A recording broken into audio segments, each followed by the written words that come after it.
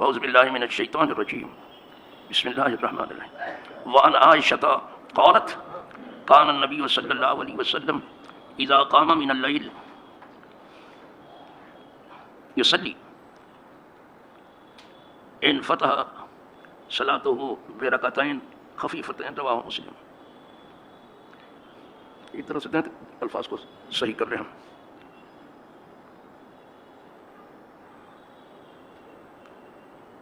ٹھیک پڑھا میں نے. آپ رات کی نماز جو حضور کی ہوتی تھی اس کا ذکر سن رہے ہیں. اور چونکہ رات کی نماز آپ گھر ہی میں پڑھتے تھے لہٰذا گھر والیاں ہی اس کی روایت زیادہ کرتی ہیں. زیادہ تر ام المومنین عائشہ صدیقہ رضی اللہ تعالیٰ عنہ نے روایت کی. یہ روایت بھی انہی سے کہ جب حضور رات کو کھڑے ہوتے تھے نماز پڑھنے کے لیے تو 2 ہلکی رکعتوں سے شروع کرتے تھے. پہلے 2 رکعت جو پڑھتے ہلکی پڑھتے تھے اور یہی طریقہ بھی ہے. آغاز ہلکے سے ہی ہوتا ہے, دھیرے دھیرے پھر آدمی اس میں ڈوبتا چلا جاتا ہے. یہ فطری چیز ہے, کسی بھی چیز کا آغاز ہلکے سے ہوتا ہے. تو 2 ہلکی رکعت پہلے پڑھتے پھر حضور اس میں ڈوبتے چلے جاتے تھے. یہی بات جناب ابو ہریرہ نے بھی بیان کی. یہ تو ام المومنین کی حدیث ہے. اب میں لفظی ترجمہ کروں. کہتی ہیں ام المومنین عائشہ صدیقہ رضی اللہ تعالیٰ عنہ کہ نبی کریم صلی اللہ علیہ وسلم جب رات کی نماز پڑھنے کے لیے کھڑے ہوتے تو اپنی نماز شروع کرتے تھے 2 ہلکی رکعتوں سے. یہ ہو گئے. مسلم شریف نے اس کو روایت کیا. اب جناب ابو ہریرہ سے آ رہی ہے حدیث. وعن ابی ہریرہ قال قال رسول اللہ اذا قام احدکم من الليل فليفتح الصلاة برکعتین خفیفتین. ابو ہریرہ جو روایت کر رہے ہیں وہ یہ کر رہے ہیں کہ آپ لوگوں میں سے بھی جو رات کی 2 رکعت نماز تہجد پڑھنے کے لیے کھڑا ہو تو اس کو چاہیے 2 ہلکی سے شروع کریں. یہ اور لوگوں کو یعنی امت کو مشورہ دے رہے ہیں. ان کو بھی پتہ چل گیا کہ 2 ہلکی سے آپ شروع کرتے ہیں. یا تو وہی کہہ رہے ہیں کہ جب بھی آپ لوگ شروع کریں تو 2 ہلکی رکعت پھر دھیرے دھیرے اس میں آدمی گم ہوتا چلا جاتا ہے پڑھتے پڑھتے. یہ 2 حدیثیں ہو گئی, ایک ام المومنین سے ایک جناب. بات ایک ہی ہے دونوں میں. ایک میں تو بتاتی کہ حضور خود ایسا کرتے تھے, امت کو کچھ نہیں کہا. یہ امت کو کہہ رہے ہیں کہ تم میں سے جو کھڑا ہو تو 2 ہلکی سے شروع کر. بس یہ فرق ہے دونوں میں.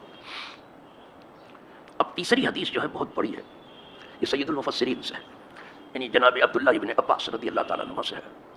عمر چھوٹی تھی ان کی لیکن عقل بہت بڑی تھی بابا. کچھ لوگ چھوٹی عمر میں بھی ایسی عقل کے مالک ہوتے ہیں, یہ عقل والے دم رہے ہیں. اپنا خود کا واقعہ بیان کرتے ہیں تو اسی لیے میں پڑھتا بھی جاؤں گا اور ترجمہ بھی کرتا جاؤں گا.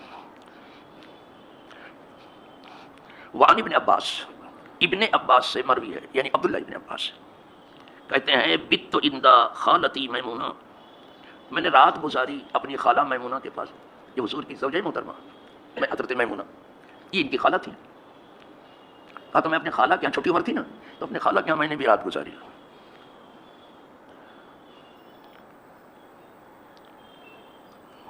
لیلۃ, ایک رات میں نے وہاں گزاری. بچے تھے وہ, رات کو بھی رہ گئے وہاں. والنبی صلی اللہ علیہ وسلم انتہا, جس رات میں اپنے خالہ کے یہاں تھا اور اس رات کے حضور بھی وہیں تھے. باری باری سے سب خواتین کے یہاں رہتے تھے تو انہی کی باری تھی, حضرت میمونہ کی ہی باری تھی, انہی کے یہاں تھے حضور بھی. سمجھے, تو خالہ کے پاس جو تھے یا حضور کے پاس بھی پہنچ گئے, وہ باری تھی ان کی. کہا اس رات حضور بھی وہیں تھے, ہمارے خالہ ہی کے گھر تھے. اچھا صاحب,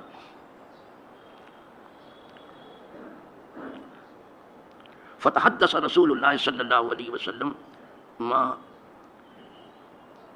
اہلہ ساعتن, تو تھوڑی دیر حضور نے اپنی اہل سے, اپنی زوجہ محترمہ سے یعنی میری خالہ سے بات چیت کی. حضور جب بات کرتے تھے تو لوگ یہی سوچتے تھے کہ حضور بات کرتے رہتے, پھول چڑھتا تھا جیسے, اور وہ سب حکمت کی باتیں ہوتی. تو کہا تھوڑی دیر اپنی زوجہ محترمہ سے حضور نے بات چیت کی. میں سن رہا تھا بیٹا بیٹا, ایسا نہیں کہ جیسے کہ چپ چاپ آئے ہو چپ چاپ بستر پہ چلے, ایسا نہیں تھا. تھوڑی دیر تک اپنی زوجہ محترمہ سے حضور نے بات کی. اس میں بتایا کہ حضور کو اگر خدا کو راضی کرنے کی فکر تھی, اور ہر نبی کو تھی, تو لوگوں کا دل بھی رکھنا تھا, گھر والیوں کا بھی دل رکھنا تھا. تو ان کا دل رکھا, ان سے تھوڑی دیر بات چیت کی, یعنی حضرت میمونہ سے, اور تھوڑی دیر تک بات چیت کی. ثم رقدا, پھر حضور سو گئے. ویسے حضور عام لوگوں کو منع کرتے تھے عشاء کی نماز کے بعد زیادہ بات چیت مت کرو, یہ سن چکے ہیں آپ. لیکن حضور کی بات اللہ کی بات ہوتی ہے, خود تھوڑی سی بات کر کے ان سے جو ضروری تھی, دینی تھی, کر کے پھر حضور سو گئے. ثم رقدا, حضور سو گئے. یہ پورا واقعہ بیان کر رہے ہیں. فلما کان ثلث اللیل الآخر، جب تہائی رات کا آخری تہائی رات کا وقت ہوا، یعنی رات کے 3 حصے کرتے ہیں، 3 میں کا جو آخری حصہ، جب اس تہائی رات کا آخری حصے میں حضور پھر اٹھ کے بیٹھے، سو گئے تھے اب اٹھ کے بیٹھے حضور، یا بعض حصہ رہ گیا رات کا تب اٹھ کے بیٹھے. پھر کیا ہوا جب اٹھ کے بیٹھے تو آدھا بتایا فنظر الی السماء، جب اٹھ کے بیٹھے تو آسمان کی طرف دیکھا. حضور کیا نظر ہے اس عمر میں، چھوٹی عمر میں ایک ایک ادا حضور کی دیکھ رہے ہیں. کوئی بچہ کرے گا ایسا؟ لیکن ہونے والے بچوں کے، ہونہار بچوں کے ایسے ہی حال ہوتے ہیں. ایک ایک ادا حضور کی دیکھ رہے ہیں. تو آسمان کی طرف آپ نے دیکھا، پہلے آسمان کی طرف دیکھا. فقرا، اس کے بعد پھر قرآن کی آیت پڑھی. پہلے آسمان کی طرف دیکھا، پھر اللہ کی کتاب سے پڑھا. کیا پڑھا؟ ان فی خلق السماوات والارض، بے شک آسمانوں اور زمین کی تخلیق میں، یعنی ان کے بنانے میں، واختلاف اللیل والنہار، رات اور دن کے آنے جانے میں، ایک کے بعد دوسرے کے، لآیات، بہت ساری نشانیاں. ایک دو نشانی نہیں ہے خدا کی، ان کے بنانے میں اور رات دن کے ایک کے بعد دوسرے کے آنے جانے میں بہت ساری لآیات، بہت ساری نشانیاں ہیں. لیکن سب کے لیے نہیں. وہ قرآن شریف میں آیا کس کے لیے ہے؟ پھر لأولی الالباب، عقل والوں کے لیے، جن کے پاس دینی عقل موجود ہے، باشعور لوگ جو اہل نظر ہیں، ان کے لیے بہت ساری نشانیاں ہیں اس میں. حتیٰ ختم السورہ، یہاں تک کہ سورہ ختم کر دیا پڑھتے پڑھتے حضور. ثم قام، اب پھر کھڑے ہوئے حضور. الی القربہ، مشق کے پاس، قربہ کہتے ہیں مشق جس میں پانی رہتا ہے. مشق میں پانی رہتا تھا تو مشق کے پاس کھڑے ہو گئے. فاطلق شناقات، اس کے منہ کو کھول دیا، مشق کے منہ کو کھول دیا. جب مشق کے منہ کو کھولا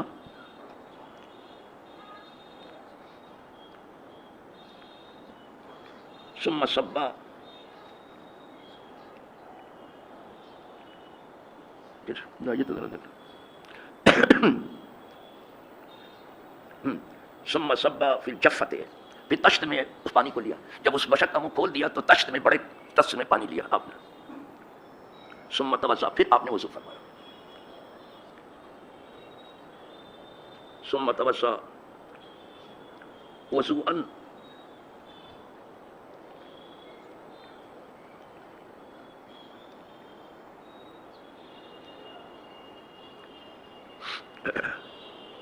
جب حضور نے وضو کیا تو اچھی طرح سے، حسناً آیا، اچھی طرح سے وضو کیا. ایسے نہیں کہ پانی کہیں پہنچے کہیں نہ پہنچے، جیسے ہم لوگ کرتے ہیں، ٹھیک سے نہ منہ دھوتے ہیں، نہ ٹھیک سے ہاتھ دھوتے ہیں، نہ ٹھیک سے پاؤں دھوتے ہیں، بس لیپا پوتی کر کے چل دیتے ہیں. مجھے تو بڑی وہ لگتا ہے کہ کیسے ہم نے جو اپنے اساتذہ کو وضو کرتے دیکھا تو کافی ٹائم لیتے ہیں، اور یہاں کب بیٹھے ہاؤس پر کب فارغ ہو گئے. وہ ان کا معاملہ ایسا ہی، بغیر پڑھے ان کی دستار بندی ہو جاتی ہے. بس اچھی طرح سے وضو کیا حضور نے، اچھی طرح سے وضو کیا. بین الوضوءین، دو وضو کے درمیان، بڑا اچھا وضو کیا. دو وضو کے درمیان کیا، ایک وضو تو ہے کہ اس میں پانی بہت بہایا جائے، اور ایک وضو ہے پانی کم بہایا جائے لیکن ٹھیک سے وضو کیا جائے، درمیانی. تو درمیانی وضو آپ نے فرمایا، نہ بہت پانی بہایا نہ کم بہایا، درمیانی وضو کیا آپ نے. یعنی اچھا وضو بھی ہو گیا، پانی بھی کم بہایا. ایسا یہ درس تھا. یہ عبداللہ ابن عمر کو، عباس کو سوچتا ہوں کیا کیا نظر ہے صاحب. وہ دیکھ رہے ہیں کہ کیسا وضو ہو رہا ہے، وضو کو دیکھ رہے ہیں باقاعدہ. اس طرح صحابہ نے دین سیکھا تھا. ہم نے سن کے سیکھا ہے. حضور کو سنی تو رہے نا، دیکھا کسی نے؟ آرزو کرتے ہیں کہ خوابی میں دیکھ لیں. ہم لوگوں نے حضور کو سن کر کے سیکھا ہے، انہوں نے دیکھا تھا، دیکھ رہے ہیں. ہاں، درمیانی وضو کیا، نہ پانی بہت کم گرایا کہ ٹھیک سے وضو نہ ہو، نہ بہت بہایا کہ اسراف ہو جائے. دونوں سے منع کیا گیا کہ اتنا کم بھی پانی مت گراؤ کہ وضو ٹھیک سے نہ ہو سکے، اور اتنا زیادہ بھی پانی مت بہاؤ کہ اسراف ہو جائے. اگرچہ بہتی نہر پر آپ بیٹھے ہو، زیادہ پانی بہانے کی اجازت نہیں ہے. ویسے نہر کا تو کوئی نقصان نہیں ہوگا، آپ چاہے جتنا بہاؤ پانی، تو نہر ہے بہی رہا، لیکن آپ کو وقت بیکار ضائع ہو گئے. جب وضو ہو گیا تب کیا وضو کر رہے ہو؟ یہ کیا ہو گیا؟ یہ تزیہ اوقات ہے آپ کا، وقت برباد کر رہے ہو. تو درمیانی وضو کیا. کیا انداز ہے بیان کا کہ یہ بچپن میں یہ عقل بڑی بڑی نگاہ سے دیکھ رہے ہیں. حالانکہ یہاں مہمانی کرنے گئے دین سیکھ رہے ہیں، اور جو بچپن ہی سے سیکھ رہا ہو جوانی میں کیسا ہوگا بابا، کیسا ہوگا. ٹھیک ہے.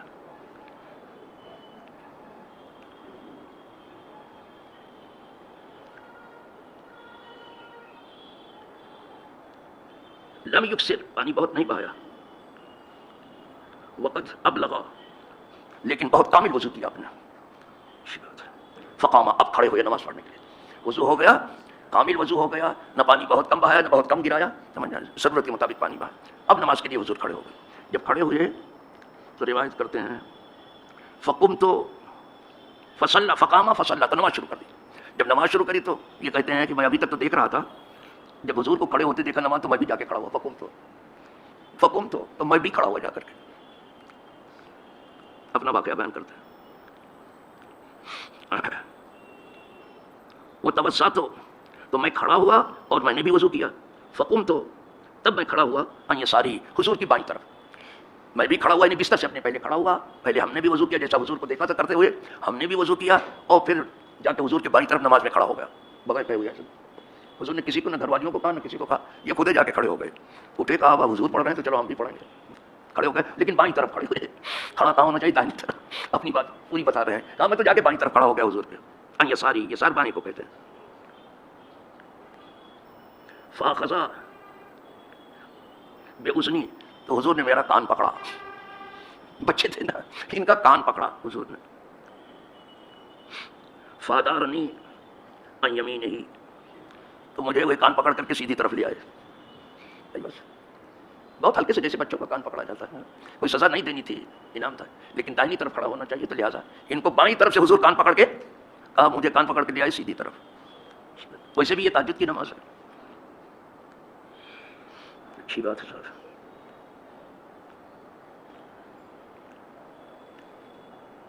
فادارنی ان یمینہ،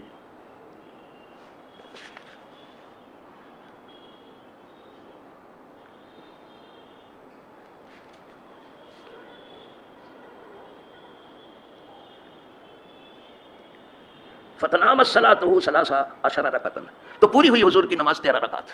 رکعت بھی گن رہے تھے کہ 13 رکعت ہو. چھوٹی عمر میں بڑی چیز ہے بابا، اتنا زبردست نگاہ رکھنا تھا. کہا 13 رکعت پڑھا حضور. بتانے کہ تہجد کی زیادہ سے زیادہ 13 رکعت ہے. حضور نے 13 رکعت. ثم استجاء، پھر حضور لیٹ گئے. تہجد کی نماز پڑھ کر کے پھر حضور لیٹ گئے.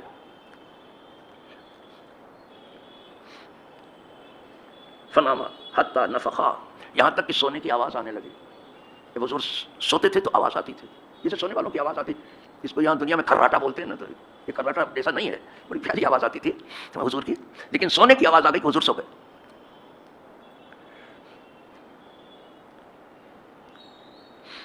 ثم استجاء فنام حتی نفخا، یہاں تک کہ سونے کی آواز ہے. وکانا اذا نام نفخا، اور جب حضور سوتے تھے تو سونے کی آواز آتی تھی. سب جان سکتے تھے کہ حضور سو رہے ہیں، سونے کی آواز آتی تھی.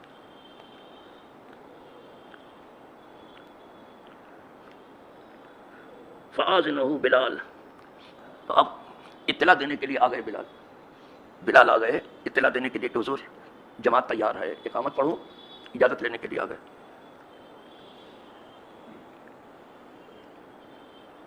فآذنہ بالصلاۃ، فجر کی نماز کی خبر دینے کے لیے بلال آ گئے. فصلی، تو حضور نے نماز پڑھائی. ولم یتوضا، وضو نہیں کیا. ہم لوگوں کا وضو سونے سے ٹوٹ جاتا ہے، حضور کا نہیں ٹوٹتا. پہلے حضور کے وضو جیسا کسی کو ہو جائے، پھر نماز کی بات ہو.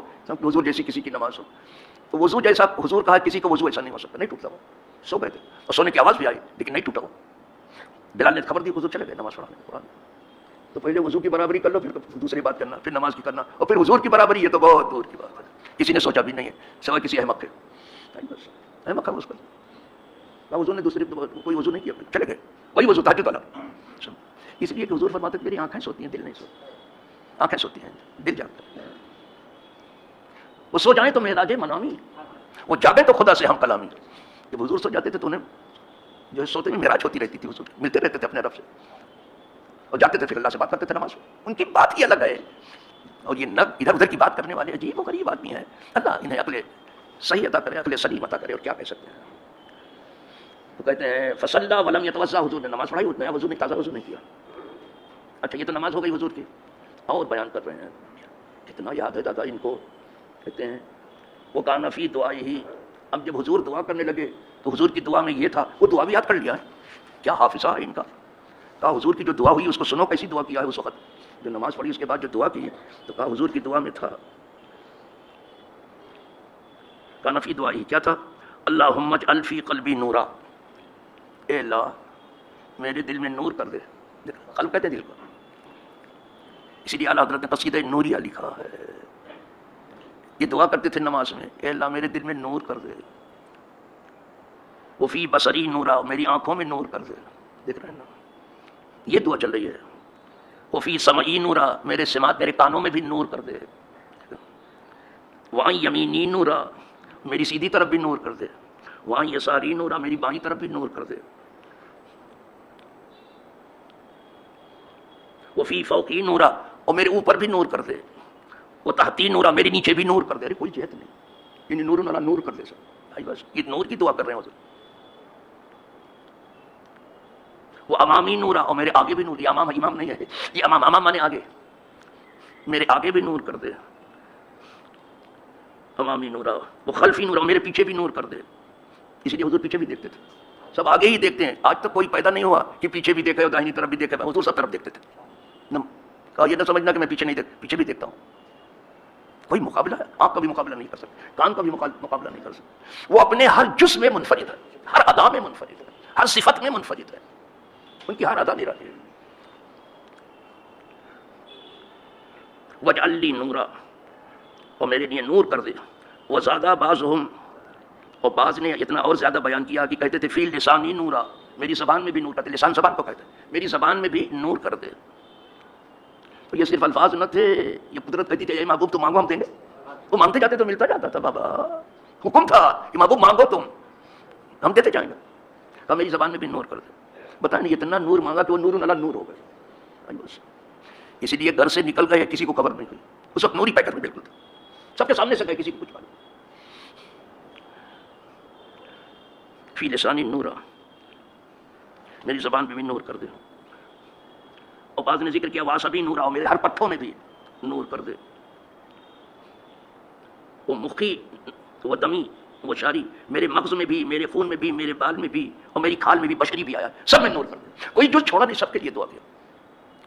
بال میں بھی نور ہے، اسی لیے منہ مبارک کی زیارت ہوتی ہے، وہ زیارت نور ہے، اس لیے امت ٹوٹی پڑتی ہے، اور یہ ریئل تبرکات سب ٹرکی میں ہے، حضور کے جو ریئل تبرکات سب ٹرکی میں ہے، اچھا ہوا رکھ لیا، سعودی کو سب ضائع کر دیتا، اسے کچھ نہیں چھوڑا ہے، اسے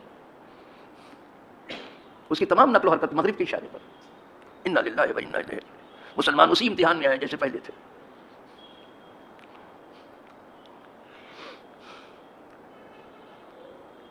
متفق علیہ، اس پر امام بخاری امام مسلم دونوں کا اتفاق ہے۔ فی روایت لہما، اور ایک روایت میں ان دونوں کے لیے ہے وجعل فی نفسی نورا، کر دے میرے نفس میں بھی نور، یعنی میری روح میں بھی، نفس یعنی روح میں بھی نور کر دے، وہ اعظم لی نورا، اور مجھے بہت بڑا نور عطا فرما، اعظم بہت بڑا نور عطا فرما، کیا کہنا حضور کو جو نور ملا۔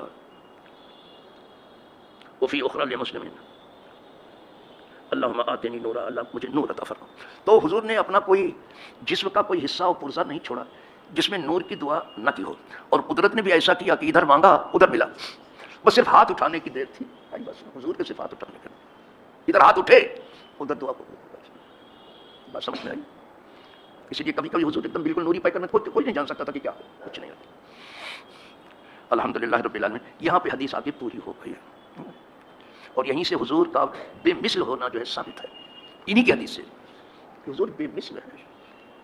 بشر تو ہیں، جانے بشر ہیں، روح بشر ہیں، آبروئے بشر ہیں، خلاصہ بشر ہیں، حاصل بشر ہیں، بے مثل بشر ہیں، کوئی ان کے جیسا بشر بھی نہیں، اپنی بشریت میں بھی بے مثل ہیں اور اپنی نورانیت میں بھی، اور جب نور پر ہو تو ان کے جیسا نور بھی کوئی نہیں ہے۔ یہ عقدہ کہاں کھلا؟ معراج میں کھلا۔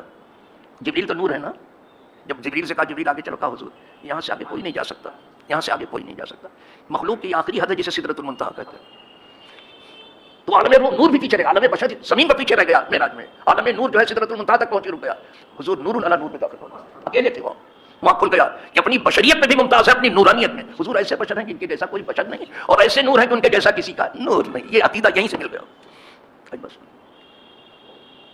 یہ سب بچپن ہی میں دیکھ لیا تھا سید المفسرین، بس۔ اور خود ان کے والد نے جو روایت کی ہے کہ میں ان سے بچپن ہی میں متاثر ہو گیا تھا، حضرت عباس کا جو بیان ہے والد کا ان کے، کہا میں بچپن ہی میں ان سے متاثر ہو گیا تھا، کہا وہ کیسے؟ ہاں اس طرح سے کہ یہ جو ہے اپنے جھولے میں تھے، تو چاندنی رات تھی، تو اس چاند سے یہ کھیلتے تھے، جدھر انگلی اٹھاتے تھے ادھر چاند گھوم جاتا تھا، بس اور حضرت نے اس کو لیا ہے، سمجھ میں کھیلتے تھے چاند سے بچپن میں آقا، اس لیے یہ سراپا نور تھے، وہ تھا کھلونا نور کا، آپ بھی اپنے بچوں کے لیے کھلونا لاتے ہیں نا, ادھر لاتے بچے توڑ تاڑ کے اس کو برابر کر دیتے ہیں. اب حضور چونکہ نورانی ہے زیادہ کھلونا نور تھا, یعنی چاند تھا. کہتے ہیں جدھر جو ہے اشارہ کرتے تھے ادھر ادھر چاند گھوم جاتا, چاند پھر جاتا ادھر انگلی اٹھاتے, میں جدھر حضور انگلی کر دیتے تھے بچپن ہی میں دیکھتے. اب ان دیکھنے والوں سے پوچھے کہ حضور کون ہے, یہ نہ دیکھنے والے جو گل گپاڑا کر رہے ہیں سن کے ان کو کرتے تو گل گپاڑا, ان کا تو دھندا ہی گل گپاڑا ہے اور ان کی روزی روٹی بھی اسی گل گپاڑے سے جڑی ہے, نہ بچائے. وآخر دعوانا الحمدللہ رب العالمین.